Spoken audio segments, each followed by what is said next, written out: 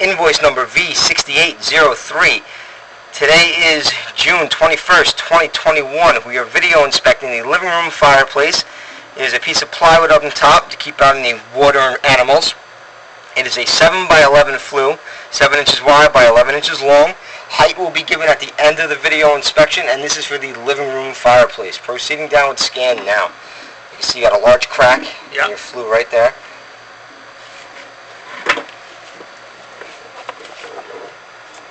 Oh, you got another large break right there. Yeah. Follow it down. You should have just told you not to do this and just code it anyway. Well, you got to see what's going on. And after this, I'm going to get up top and I'm going to take the plywood off and, see what's going on up there. It looks like you got more tile there.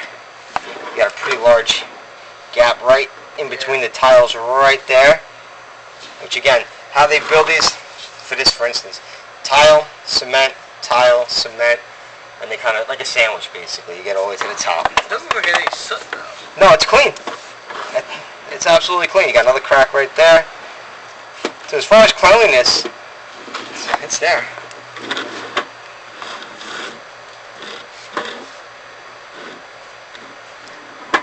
And another gap. Let's see, right. That's a pretty large one. And this foam stuff just gets in there and kind of like sits flush on the wall? Ooh. Well, you got the flue tile missing right there. You can see there's a big hole. Yeah. So we wouldn't be able to do any type of product to coat the physical flue itself. Okay. So this would need to be relined 100% because that with a large... Yeah, I already knew it needed to be relined. Yeah, because I mean, you're missing the tile right there. Well, usually what we do is a system called heat shield. There's a cement ceramic coating, and we kind of reseal it flue. Yep. I knew that was going to happen. Yeah, but with holes like that, it's never going to fill it. And anybody who tells you different... So what do you do? We would reline for this one. What does that mean exactly? Stainless steel liner would slide down. Okay. But I'll get some sizing on everything. It's all based off the diameters of the firebox, so I'll measure all this before I go today as well. And I'll have James run the numbers for you and size this out properly. Which is more expensive, the liner or the foam? Well, the foam you can't do for the flue because... I know you can't do it here, but... the foam actually comes out to be a hell of a lot more money. Interesting. Yeah. But that's pretty big. And again, a lot of this is just water. You can see all the water marks. Yep. This is, water really just wreaked havoc on this, man. So you got another... There you go. I just saw it. You got another large crack right there. That's okay. Liner sounds good. I think that's the route we're going to have to go here. Because this is pretty compromised. I mean, the only other way around is to take the structure down, which I wouldn't advise doing because you're going to be into this thing for an insane amount of money at that point, Another gap.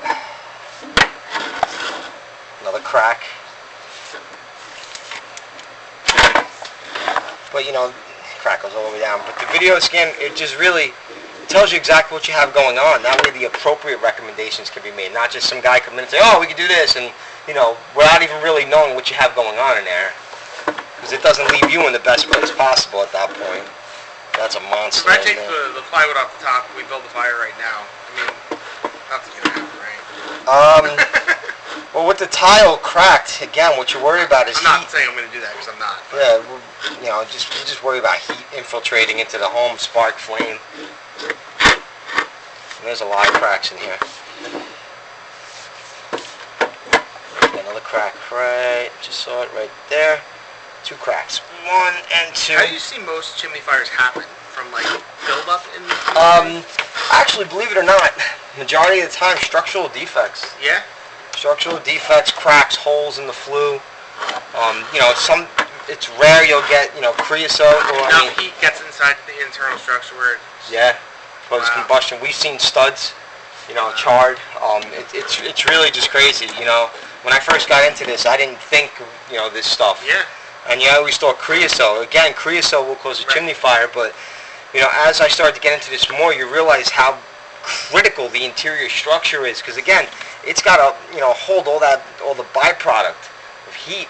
The byproducts of combustion, smoke, spark, flame. It's once I started to get into this and started to study and really started to do my research on this, to educate myself, to get certified, You know, you're just like, wow, it's like, really? You know, again, out of sight, out of mind, you know?